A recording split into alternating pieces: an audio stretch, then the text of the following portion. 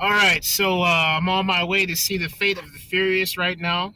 It's the eighth movie in the franchise, and I've been hearing really good things about it. But as everyone knows who is subscribed to my channel or has seen my Fast and Furious franchise analysis video, I did not like the seventh movie because I thought it was really bloated and absurd. Balls to the wall, just absurdity. And I don't like James Wan as an action director. But with F. Gary Gray, he did The Negotiator, he did Law Abiding Citizen, which were some, pretty fairly decent action movies.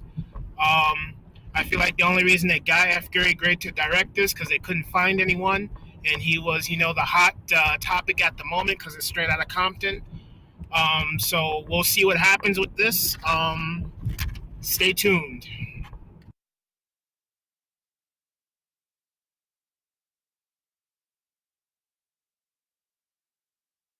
All right, so I just got out of watching The Fate of the Furious, and here's my initial reaction on it. Dom betrays his family. He goes rogue, works for this lady named Cypher, played by Charlize Theron, and we're wondering why.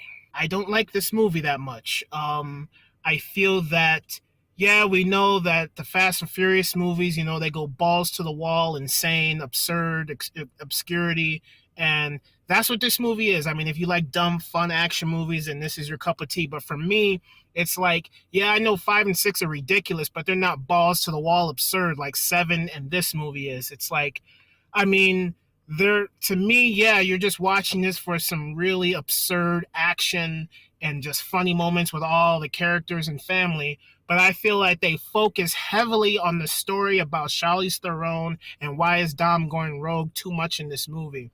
To me, that whole aspect of the movie is very boring and it takes me out of it. Um, it's like when all of that stuff is happening with Charlize Theron and Dom, there's this thing they put in the movie to why he turned rogue, and it makes sense and I get it and I like certain moments of that in the movie, but then it's like when they go on and on with it, and it's like, oh, how is he gonna get revenge on her? How is he gonna get her back? That stuff is boring and I don't care.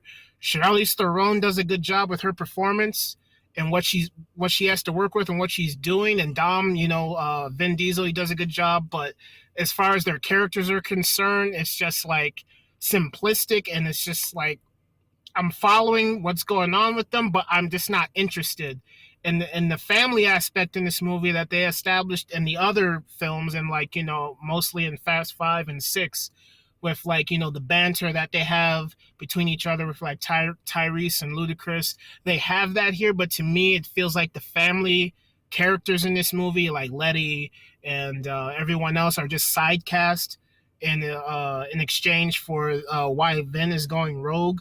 Um, so there's not really much fun to this movie. I mean, there are nice action scenes in here, that's what the franchise is for. You watch it because of the action.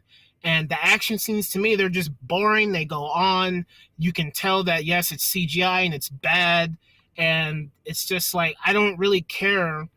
There's nothing to gravitate towards in here. I mean, except for the fact why Dom is going rogue, which is good. Um, but it's just, I don't know, there's no levity here, and it's like there's one thing I will say, that this is a screenwriter's problem, where it's like, okay, in a movie, when you have your villain facing up against your heroes in a certain situation, the villain can do something to the said heroes, but then they don't do it.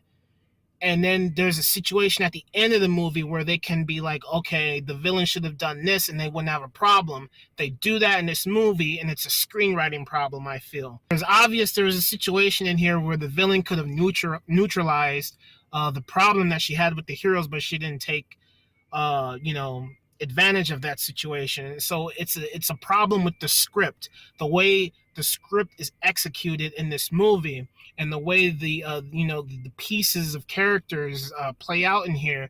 It just doesn't add up. It doesn't make any sense, and it's not compelling. It's not interesting. It's just plain boring, and I don't care. As I'm watching the movie, I'm just bored with everything that's in it because there's nothing interesting in here. There's no levity to anything. And another problem that I have is that obviously they don't want to kill anyone in this series. It's like you see someone and it's like, why isn't this person dead? And with the action scenes in this movie, the thing that I said in my analysis video is that I love Justin Lin so much because Justin Lin has an eye for action. Like every scene is crisp, clear, and polished. And in this, F.